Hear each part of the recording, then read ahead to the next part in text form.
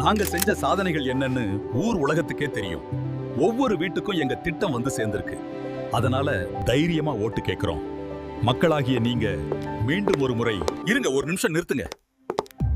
சாதனையெல்லாம் அப்புறம் பேசலாம். முதல்ல என்ன யாருன்னு தெரியுதான்னு சொல்லுங்க.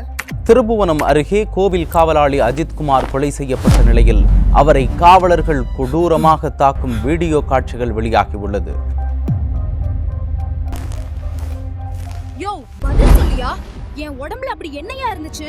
உங்க அதிகாரமும் உங்க கட்சிக்காரங்க கொழுப்பும் சேர்ந்து என் உயிரை எடுத்துட்டீங்க. என் சாவுல உங்க எல்லாரோட ரத்த கரையும் படிஞ்சிருக்கு. 8000 ரூபாய் கூப்பன் தரோன்னு உங்க கட்சிக்காரங்க சொன்னாங்க. அதுக்காக எங்க வீட்டு பொம்பளைங்களை அவங்க எவ்வளவு கேவலமா பேசினாங்கன்னு தெரியுமா? அந்த காசுக்காக நாங்க மானத்தை விக்கணுமா? பதில் சொல்லுங்கய்யா. நான் அப்படி என்னையா தப்பு பண்ணிட்டேன்?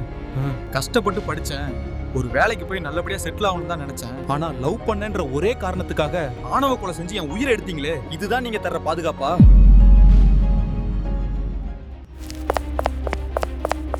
நாங்க யாரும் இப்ப உயிரோட இல்ல. இந்த நிலைக்கு எங்களை தள்ளியது சில தவறான முடிவுகள் தான். இப்ப சொல்லுங்க மக்களே, இனிமேலும் இப்படிப்பட்ட நிலை வராமல் இருக்க என்ன செய்யலாம்? இவங்க திரும்பவும் ஆட்சிக்கு வந்தா இன்னும் எத்தனை பேரோட உசுறு போகும்?